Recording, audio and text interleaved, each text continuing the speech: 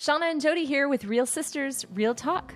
We're glad to have you joining us as we talk about growing in our faith with God. Hey, welcome to Real Sisters, Real Talk. I'm Shawna, and that's my sister Jody.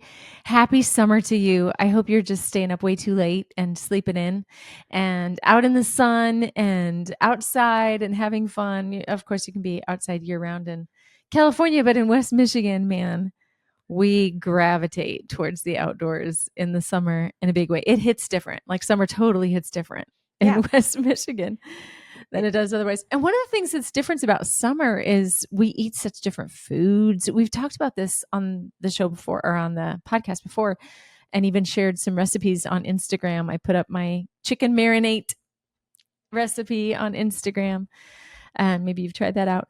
But one of the things that this is a little bit throwback, Jodes, but I was at Costco and they had, we called them Otter Pops, I think when we were little, but like the freezes that come in the plastic, the little popsicles, and you put them in the freezer and then you cut off the top and you suck out what's in there and then you push them up and eat these popsicles.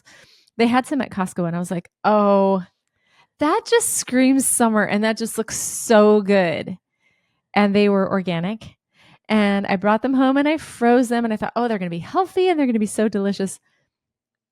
They literally taste like ice and like, I think there might be a hint of like somebody might have dropped the strawberry in the water before they froze it. Kind of like not so good, yummy. Not that refreshing. Disappointing. What you expected. No, it was a bit of a bummer. Yeah, that's so disappointing. Yeah, I remember, man, as a kid having something like that. But we had the true like sugar. Otter Pops, we did. So that's a whole different thing. I remember when the ice cream truck came by, I would always say, "Mom, they're playing my song. they're playing my song. You got to give me money." So how did that work out for you? Yeah, probably better than it worked out for you because I'm the baby, and so I got spoiled. So, yeah, I didn't get anything off the ice cream truck very often. But we didn't do that for our kids. We did every once in a while. Johnny would take them out there and buy something off the ice cream truck, and yeah, Lauren would always get this big ice cream with these like gumball eyeballs on it, and I don't know if it was even tasty, yum. But it was what she wanted. And right? Yeah, it was what she wanted. When we lived in Arizona, the Schwan guy was so incredibly generous. His name was Rick, and he was awesome. And everybody loved Rick, the Schwan guy. But he'd pull up with his truck, and he'd pull out like a whole box of popsicles and hand them to like Drayson and say, "Share these with the neighbor kids." And Drayson would hand out popsicles. So we didn't have like the ice cream truck come by very often when the kids were little, but we had Rick, the Schwan guy. So what's a Schwan guy? Oh, you don't know what that is? No. Okay, so it's frozen food. Oh. So, I mean, like fish sticks, salmon fillets, like anything that you could possibly imagine that you would serve frozen. And they come around in their truck, and it's all frozen foods in there, and you can make purchases, and they'll like deliver them monthly or whatever, or you can just purchase whenever they come by, like, oh yeah, I want some pierogies, or I want some whatever. I'll buy a bag of this, I'll buy a bag of that. But he was always so incredibly generous with ice cream with the kiddos. That's so sweet. We kind of had a free ice cream truck. Yeah, that's like the best ice cream truck ever. I love that. Yeah. Yeah. Yeah, summer is such a fun time. It's such a great, even it's light later, which is so fun. The only thing I will say is I'm an early to bed person, not as early as you are, but I am an early to bed person. And so I feel like I keep busy later and later, and it's like, now I have to get ready for bed because past my bedtime. Yes. Yeah. It gets there too quick. How late does it stay light there in Michigan? Too late. Okay. So I go to bed. Yeah. I go to bed at 8:30, and oftentimes, like last night I was laying in bed and I was like, it's so bright. Like the sun shines. There's a window on the west side of our house that shines right in, and we don't have shades. We don't have blinds. I know, which sounds really wild, but we live on 11 acres, people. There's no one to look through my windows. Yeah. And it's on the second level, so we literally don't have shades in our bedroom. Anyway, yeah, the sun was breaking through the trees as it was coming down, and I'm trying to fall asleep, but it was like really directly shining in my eyes. So I have a little, yeah, there you go. eye cover eye covers to darken For my those eyes a watching, little you bit. could have seen Shawna motioning the eye cover, but for those of you listening, you were really waiting for the explanation. What? You have what? You do what? Just say it. What are they Yeah. called? Like an eye An mask? eye mask. Yeah, I have Yeah. like an A eye sleep mask. mask. There we go. Yeah, I Mhm. think that covers it. I always Yeah, think about, not like yeah, go ahead. not a lotion eye mask or something. No, I always think about No, no, little, no, and also not like what are the things that you have to use you have to wear a mask to sleep? I don't have one of those. oh, CPAP. Yeah, No. not a CPAP. No. Just to make it dark. Just trying to get the light out. I always think of Yeah, little for now. kids who have to go to bed early and it's still light outside. And I remember being little and then I remember having the same thing when our kids were little. It's like, but it's bedtime, but it's a light outside. And it doesn't I stay light as know. late here in California. It's like 8:30-ish is our kind of last light. But Yeah. it's still, Yeah. it's later than and I one thing I do like about wintertime is that it gets dark so early because as soon as it's dark, I feel like it's okay to put my jammies on. So Yes. I I like that. kind of like to put my jammies on when I get home, Oh, which is yeah. weird if it's, broad daylight, but Hey, you know what? You do yeah. you. Yeah. Yeah. So, how about we dive into a conversation today on how to know if your motives are pure, like how to know if the desires of your heart and what you're accomplishing is from pure motives and to glorify God, or if it's my own Yeah. heart's desire. And that is a hard thing to navigate. There's so often that I do this, and also I have people approach me and say, I have this decision to make. How do I know if that's just what I want to do or if that's what God is inviting me into? And it's a hard thing. Like, there's not just well, I guess if it was just a simple answer, we would just tell you the answer and then we'd be done with the podcast for today. So clearly It'd be a 2-minute podcast. we plan to have a discussion on this. Because it's about, here we are again, it's about relationship with God. It's about being in relationship with him. It's about having the conversations with God and then listening to his answer. It's about seeking some godly people who will point you to God for that answer. And so it's not a, it's typically not a, here's how you get your answer and boom, you'll be able to move forward from that. So, because it's about relationship, it's a process, leaning in, Hmm. discerning, asking God to continue to reveal it to you. And that takes time.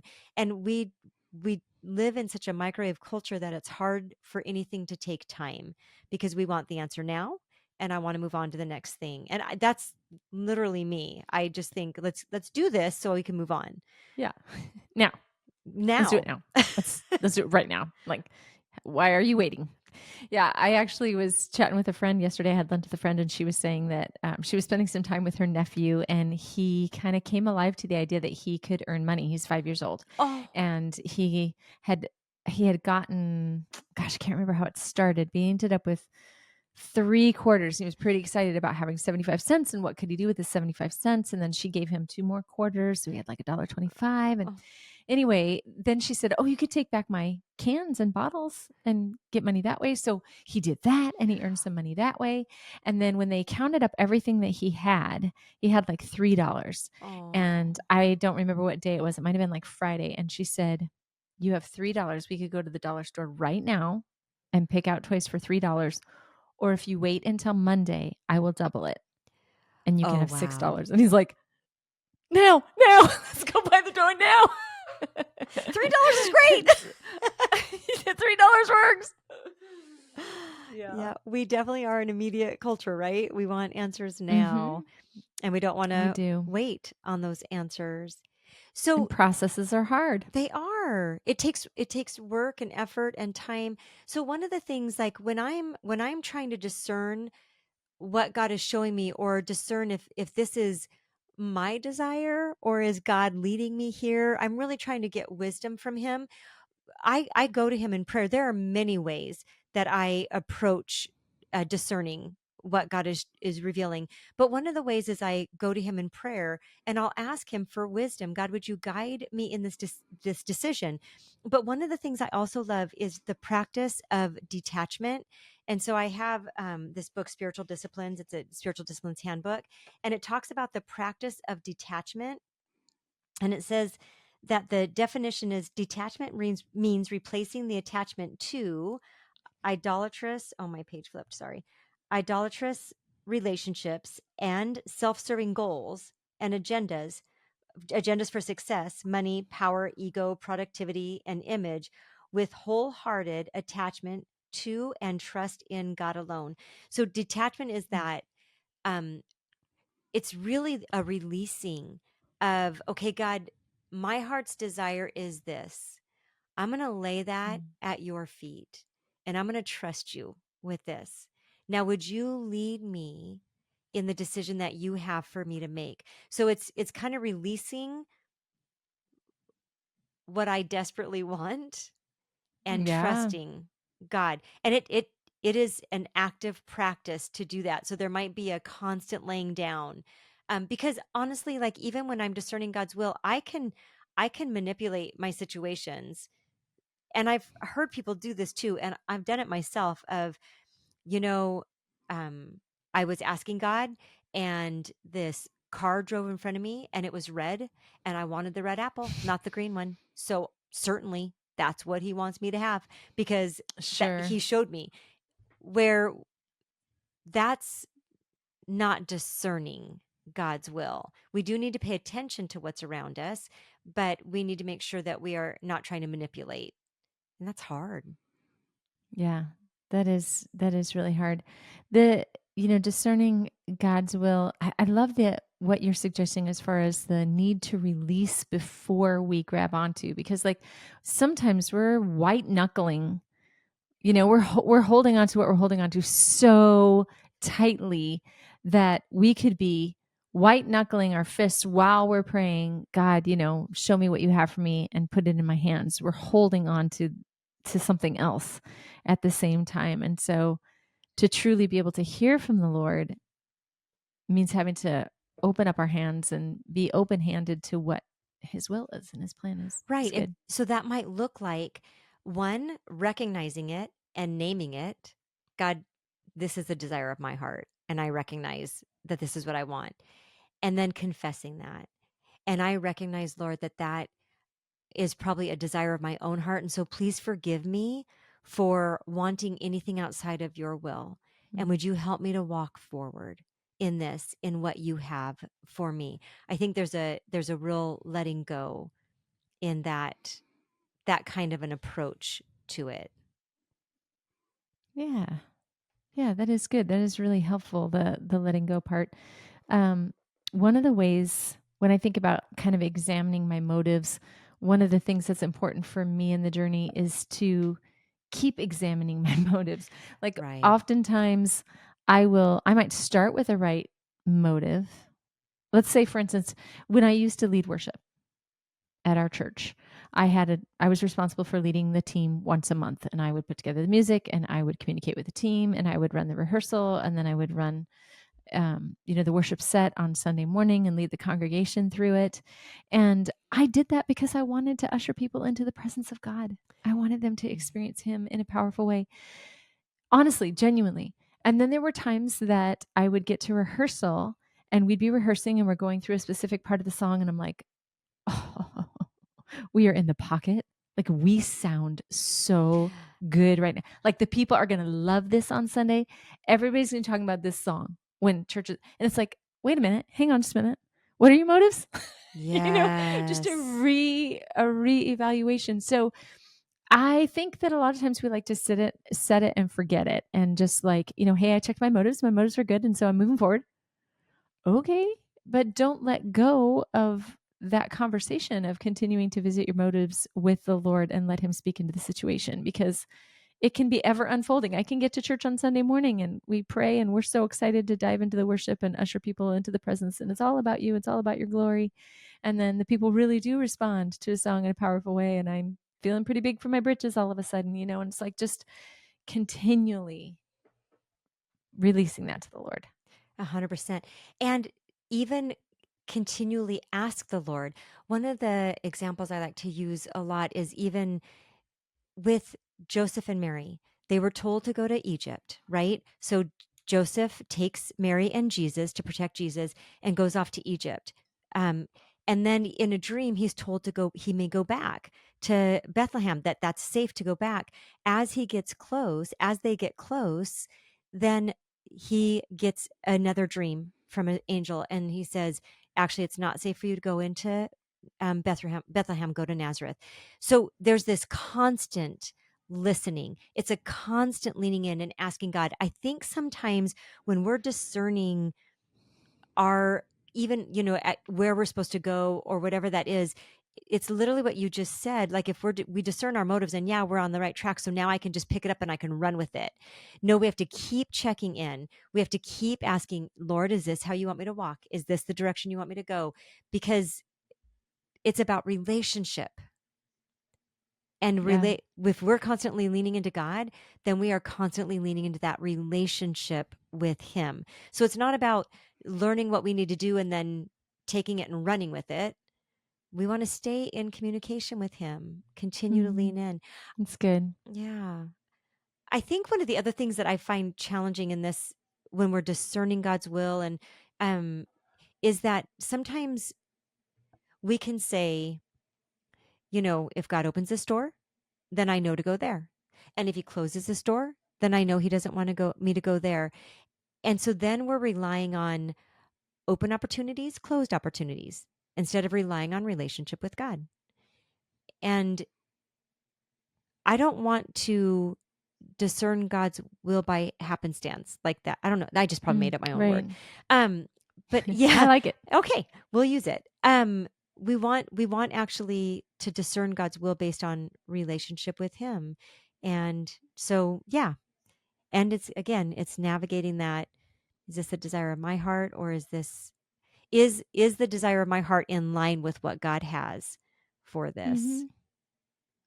I think a really good indicator too, if I'm doing what I'm doing from pure motives, is how motivated I by who's going to see it and what they're Right. going to think. Do you know what I mean? Like, how public is this? Yeah. And does it shed a good light on me? I think those are the moments when it is public and it does shed a good light on you, that you have to do maybe some extra work or a deeper dive into what are my motives here, Lord? Hmm. Because yeah, this is going to make me look good. And there could be some impure motives in that. Yeah. Yeah. And so leaning into that, like I was talking a little bit more about like kind of making decisions, and I think um I love what you're leaning into here is really checking the desire of your heart. And Yeah, your motivation. Kind right, what is your motivation? Why are you doing what you're doing? And is this bringing honor and glory to God? And so yeah, that's a constant check that we need to do. It's a constant evaluation. And it doesn't mean beating ourselves up, but it does mean surrendering it over to God and asking him to help keep you on track with the right motives, and giving him the honor and glory in all that we do. of. Yeah, James 4, 1 through.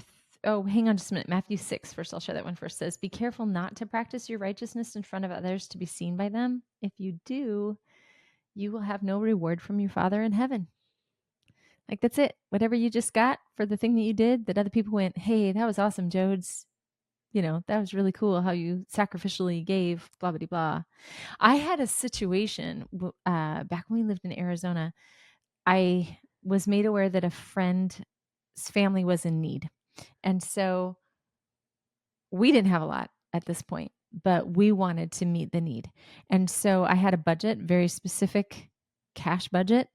And we figured out, all right, if we're going to meet this need for this family, then we're not going to be able to buy the things that we would normally buy. And so there are things that we're going to go without, and our meals are going to be simpler. We're going to do, one night we're going to have like hot dogs and macaroni and cheese. This is how we're going to make this work. And so we did. We decided together that we were going to make those sacrifices. And bought all the groceries with so much joy in our hearts and brought them to this person's house and left them there.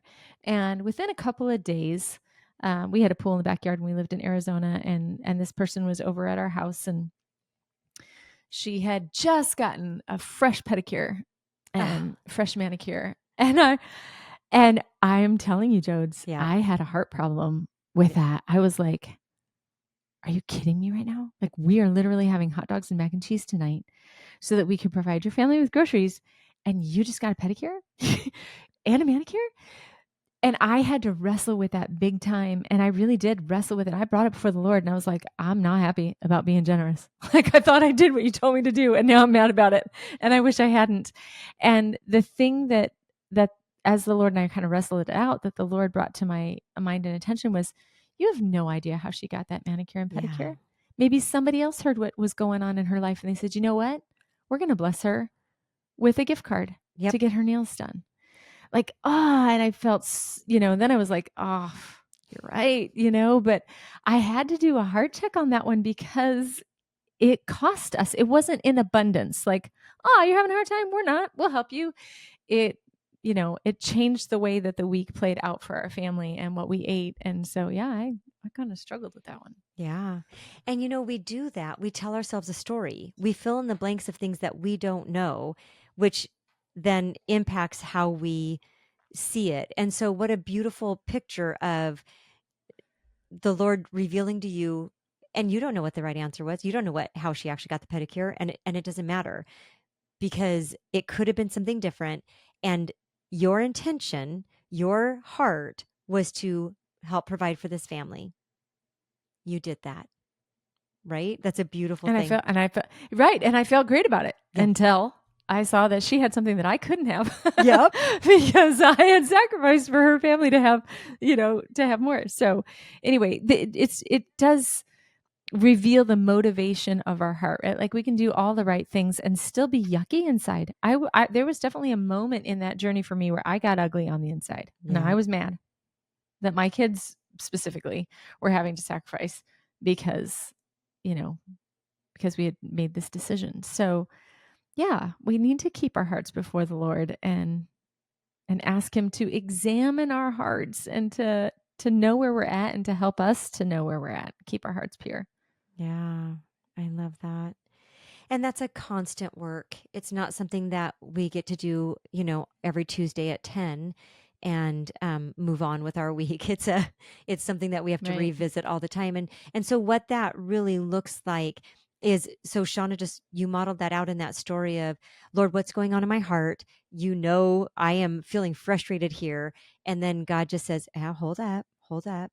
It's that relationship with God. It's that constant communication with him. It's having the conversation. It's reminding ourselves of why we did what we did, right? That it was for the right motives, and making sure that we keep that in check. And so it's that constant checking with him. And sometimes that's, day to day, sometimes it's hour to hour, and sometimes it's minute to minute. God, Mm-hmm. I'm so sorry. This was for the right reasons, and I want to honor and glorify you. Help me to remove myself out of this and give you the glory. And we can pray and ask God, purify my heart, like burn away Mhm. the junk in my heart so that it's just pure. And one of the things that this was a few years ago that I kind of did a deep dive into sin versus iniquity. And sin is the actions that we commit or don't, or omit. The things that God calls us to do that we don't do is also sin. But there's iniquity is like the thing in my heart that wants to do the thing. Okay. And that's a lot harder, The sin is whether I committed it or I didn't commit the act against God's heart. But iniquity is the place in my heart that wants to. And that's honestly where we need to deal with it, is in that place in our Yeah. heart And that has the desire.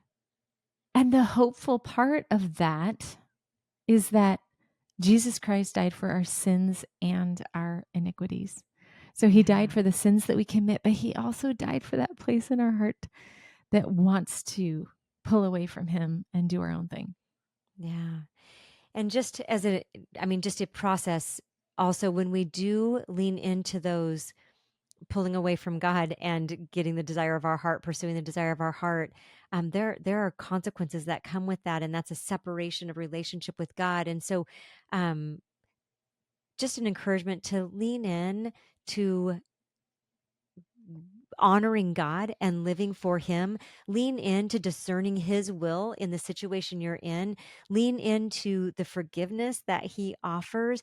We all wrestle in those places in our heart, so we get to confess and turn to Him. But the key is we want to confess it and turn to Him and lean into deep relationship with Him. And so these desires of our heart are a normal thing. We want to be making sure that we're always doing a check on those. And are we doing those with the right motives, or are we leaning into the sinful part of our heart because we want what we want when we want it? And so it's a constant evaluation. So fun conversation to just process out. I think it's a constant growing and a constant leaning in. And yeah, we just want to remind you that this week, as you walk into this week in deep relationship with God, that we serve a real God and He really loves you.